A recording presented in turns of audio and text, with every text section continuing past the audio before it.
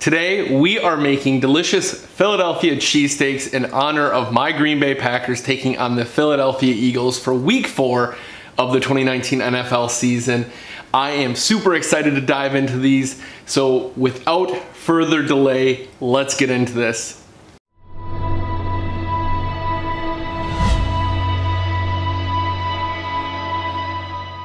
For today's episode, we're going to need ribeye steak, hoagie rolls, provolone cheese slices, and Cheez Whiz.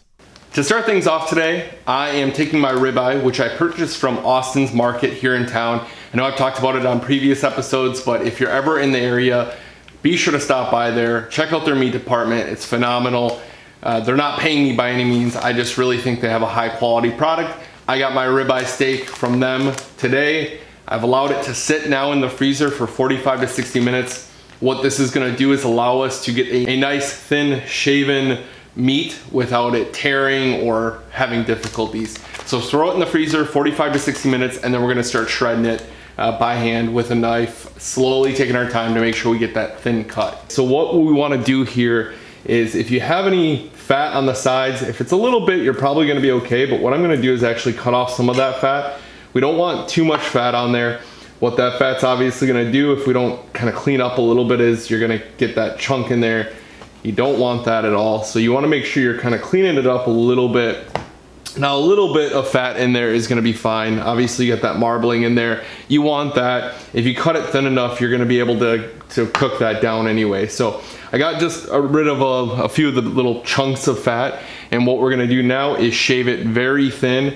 That way we can get a nice cook on it and get a nice cheesesteak going. As thin as you can go, the better. It's gonna really help cook it quick, and it's gonna cook that fat down that's in there. So as you can see in this piece, it's basically already shredding apart without even cooking it. Now that we have them cut up nice and thin, what I'm gonna do is end up kind of stacking these up a little bit and just cross chopping. That way you're kind of breaking them down. You're getting really nice little pieces of the meat. You're not having huge chunks necessarily of the steak, because you want this broken down pretty nice. Obviously personal preference. If you'd like a little bit bigger, you know, do you. This is just how I'm gonna do it. Doesn't necessarily mean that it's the right approach for every single person. So got it nice and broken down. There are still gonna be some little chunks in there, or bigger size chunks, and that's okay. We're gonna break them down a little bit more while cooking.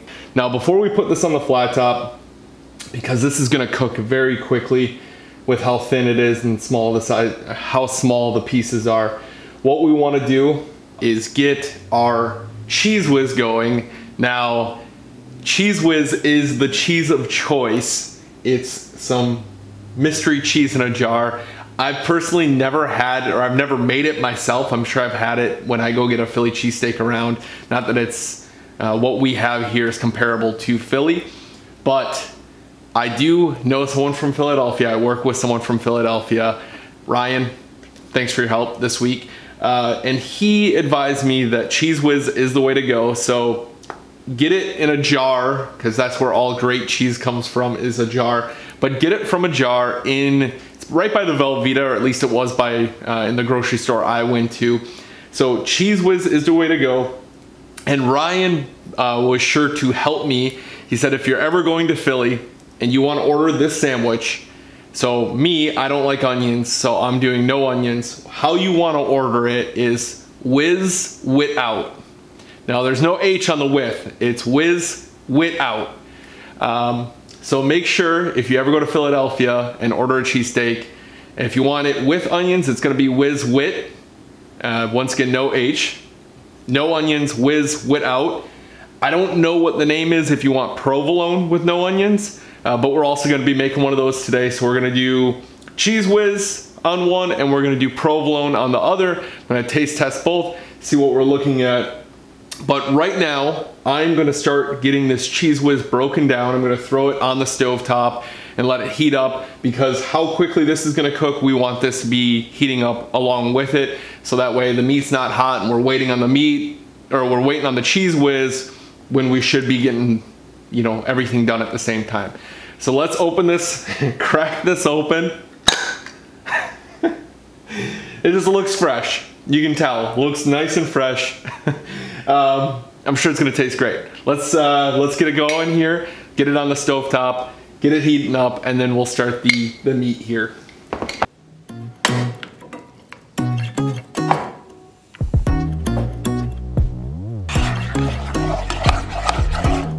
Okay, so we have our whiz cooking. It cooks super fast, so be sure you're keeping an eye on it, stirring it periodically.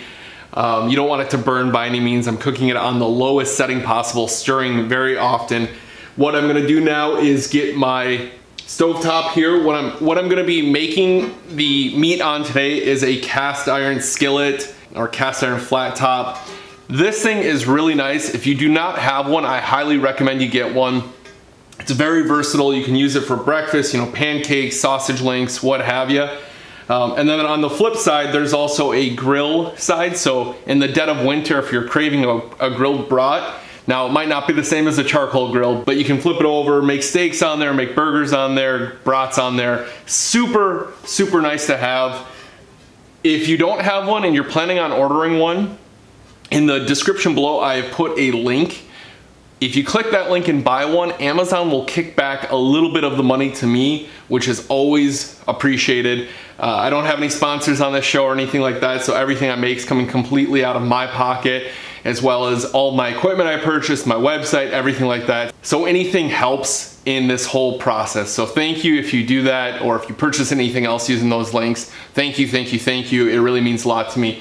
So what we're gonna do is we're going to, let me put that down because it's a little heavy. But what we're gonna do is turn this on medium-high heat. Let it heat up a little bit. Now you wanna use a fat to make sure that you're adding some flavor and it's not sticking. So I'm gonna be using bacon grease on mine. I know it seems like I used it in another episode, a couple episodes back. I swear I don't use bacon grease that often. It just happens that I made some bacon 2 days ago, yesterday, something like that. And I have a little bit of the grease left over. So why not add some flavor to our Philly cheesesteaks? I'm sure that's not traditional, but I really don't mind. So we're gonna do that right now. We're gonna get this heating up a little bit. Start this medium-high heat. That way the pan can heat up. While this is heating up, I wanna get my buns prepped here. What I wanna do is take the hoagie rolls and cut them. When you're cutting them, make sure you're leaving a hinge, so don't cut all the way through. You wanna be able to have that back there. A traditional Philly roll or traditional Philly sandwich does not have the roll toasted. I'm gonna toast mine. I think it makes a better sandwich personally. My personal preference, I don't like to have the bun get really soggy while I'm eating it. So I'm gonna cut along here, leave the hinge in the back, and I'm actually gonna let them toast a little bit on the flat top before we start the meat. That way the buns are ready to go. It shouldn't take more than a couple minutes to at least just get a little bit of toasting on there. You don't have to go too crazy with it, just a little bit of toasting so it doesn't get soggy while you're making your sandwich. So our buns are nicely toasted. This is plenty hot. I'm gonna take some of my bacon grease, just a little bit. You don't need a whole lot. We're kind of just doing it to make sure it doesn't stick and for a little bit of flavoring. So just throw that on there. It's gonna sizzle at you a little bit. It's probably gonna smoke a little bit. That's plenty okay. All right, so we're gonna add the meat.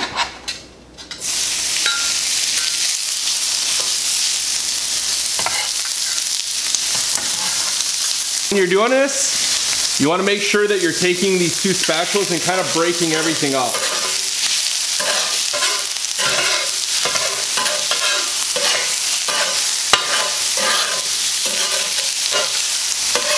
As you can see, it's cooking fast. It's getting pretty close to done actually already. So just make sure you're kind of breaking these pieces up. That way you have nice chunks, smaller chunks of the steak itself. So right now, we're getting close to the point it's done. I'm actually gonna season it with salt now. Helps keep that flavor in. I'm gonna try to do a little bit more traditional style. I'm not gonna do pepper on this one, just salt today.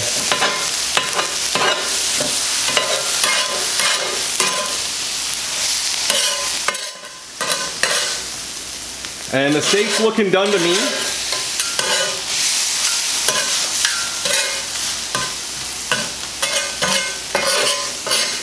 So we're gonna separate these into kind of two piles. We got one for the whiz, And we have one with the provolone. We're gonna do it like they do it in Philly for ours. So what we're gonna do is take our provolone slices. I'm gonna move this right here.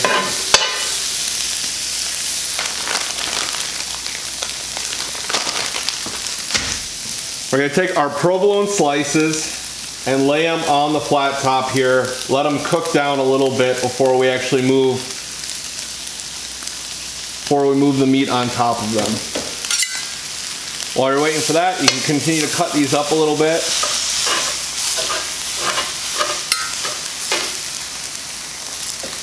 Grab all this meat, you don't want to waste any of it.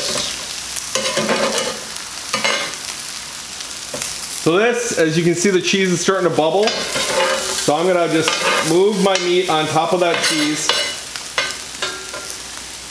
And if you want to be cool like they are in Philly, you can put the bun down and try to scoop it up with the bun. I'm not sure how cool I'm feeling, but I'll try it. It's probably a terrible idea for me to try it, but here we go. So put it on there. I'm gonna do it this way. Put it on there, and then you want to scoop. Look at that. Honestly, not as terrible as I thought it'd be for my first go.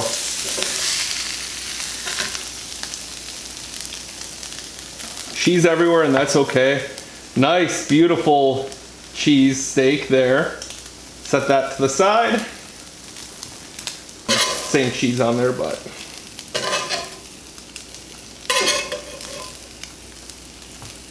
Let that cool down before we do anything with it.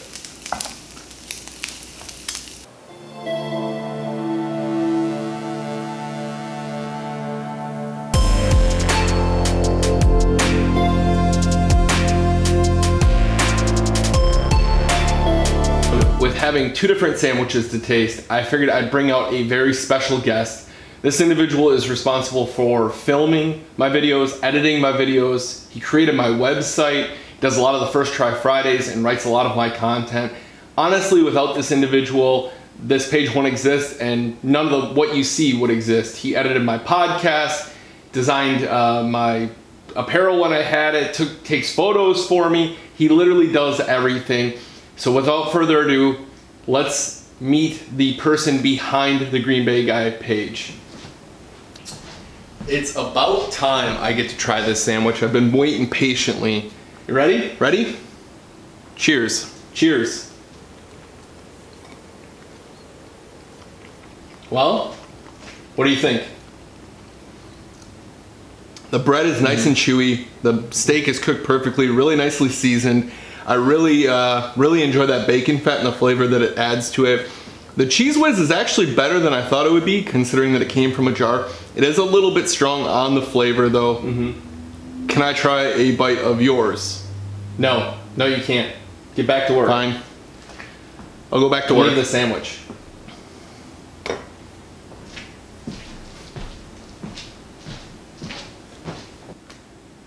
The man behind the Green Bay Guy, everyone. Let's give mine a try, shall we? So this is the provolone one. He had the Cheez Whiz one.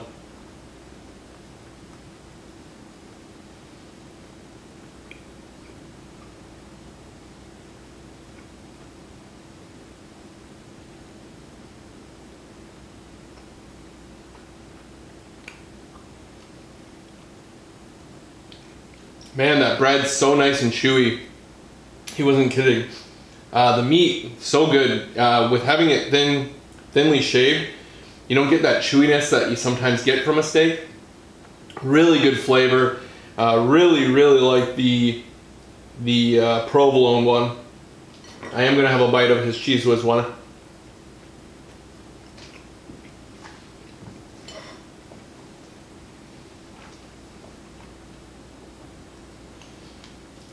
And personally,